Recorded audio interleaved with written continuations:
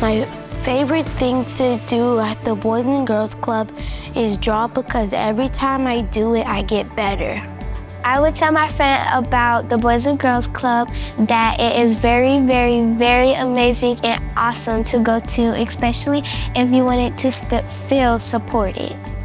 I like the hair salon because my mom does hair, so I like to little practice and show her how better I'm doing. I learned that if somebody needs help or we give each other sportsmanship, like, hey, you could do this shit of mine and all that stuff.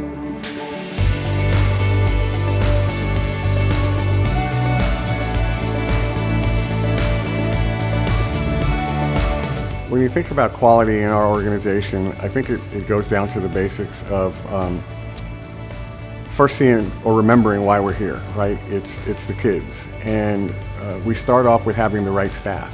So, because you can't have good quality if you don't have the right staff. So what that means is we want people working at the Boys and Girls Club that understand that it's a privilege to help the kids that we serve throughout Northeast Florida. So that's the starting point, because we can teach them everything else. So for my role as Vice President of Operations, I think one of the most important things I do in regard to quality is really caring about quality. So sometimes it can be overlooked. We have a very packed day where we're looking at numbers, deliverables. We're making sure that all of our grants are in on time, that we're getting reimbursed in a timely manner. But to me, it really is the quality of the clubs that matters most. Something that I do on a daily basis, I like to get the kids' input. I like to know what they're interested in. I want to make sure that when I'm doing my lesson, that it keeps their attention and it's something that they actually want to participate in, and it helps keep them wanting to come back every day when they see that the things that they suggested are actually being put into practice. Another practice that I do every day with the kids is I get out there and I get involved with them. When we're learning these new sports and these activities, I'm out there with them, learning alongside of them, as well as trying to teach them along the way. So myself, I actually started as a YDB. I was then an admin and then now a unit director. So being in the field, knowing what the position holds, I still, as a unit director, have a very hands-on approach. So I'm in the classrooms with you. I'm having staff meetings where we'll do a lesson plan with each other. If we can't engage each other, then how are we going to be able to translate this to the youth? On-the-spot training is very important, because sometimes when you catch a staff within that moment, you're able to redirect and teach them and show them what they're doing wrong versus waiting to your one-on-one or end of the setting where you can't really teach a hands-on method.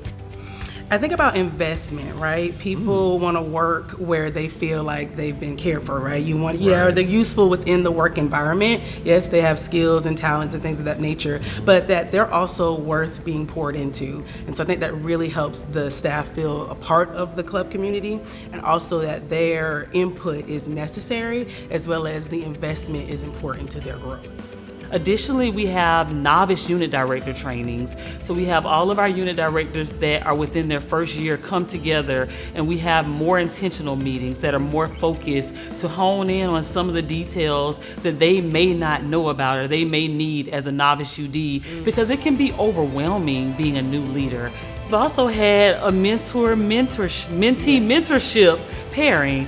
We had some of our seasoned unit directors who are really strong and high performers adopt a novice unit director, and they're more of a buddy, so that if a unit director has questions and they don't want to always bother their leader, they know that they have their mentor that they can reach out to. So one of the things that we've used is we kind of tier our unit directors from more novice to more advanced. And then some may require a visit a week, some may require 3-4 visits a month. At the very least, we'll see them once a month just to make sure that we do our monthly site checklist to make sure that everything is checking out. However, we do communicate well throughout the day through text message, through emails, through phone calls, just to make sure that they're supported. So another strategy that we utilize to support our unit directors is we want to make sure that they have the programmatic tools in order for them to deliver quality programming, high yield activities. It's not every day just here's the basketball and play basketball. No, we know what are the triple play components in order for their members to gain an experience in programming. So one of the things that we utilize is the blueprint. Another strategy we use for training is our training committee. I am the chair and Tanya is the co-chair for the BGCNF training committee, which consists of leaders and unit directors from all throughout our organization. We come together once a month and plan the professional development for the upcoming month. Yeah, so another strategy that we use is our all-staff training with our youth development professionals. It allows us to have our breakout sessions for those different core areas of our organization, and I think it allows our youth development professionals to work together in that core area, right? So bouncing ideas off of each other so that they can, gather ideas to bring back to their site to make their program even better. Well, we have so many different systems. Systems are so important in making sure that they are, one, safe, that's the number one, but also that they are really paying attention and taking care of the needs of the kids.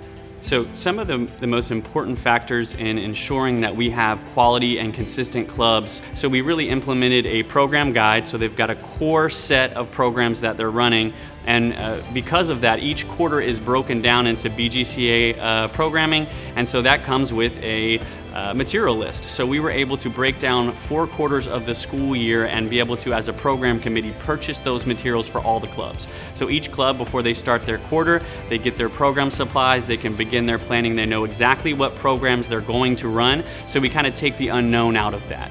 So recognition is huge for our organization.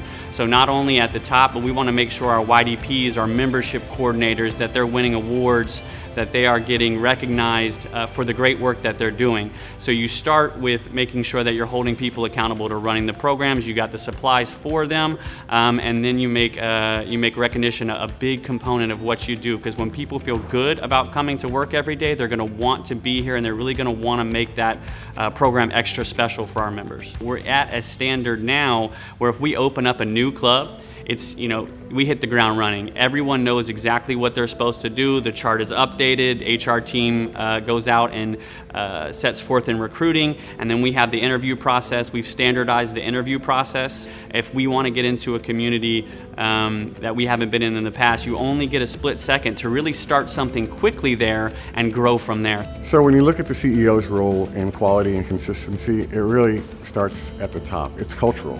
One of the toughest things, but that we're very cognizant of, is being able to say no. If we don't say no, we will run ourselves out of business from doing these programs that just aren't part of what we're trying to do specifically with the kids. We all have access to the same programs from Boys and Girls Clubs of America. We all have staffs. We all have the ability to decide, do we want to train our staff? We set the tone as to the way it is. So if you start it from kids are number one, and we all want what's best, but you always have you're always looking at what the outcomes are. And now that we have outcomes that are measurable, it makes sense. So you kind of really know whether you're doing your job or not. We're a large organization, 59 clubs operating in 5 different counties, so we've got to make sure we have systems in place that we can assure the same programming happens in Nassau County that does in St. Johns County. And we have a kind of a saying here, and it's world class. We want to make sure that everything that we do is world class, and the reason we do that is because our young people deserve a world class experience.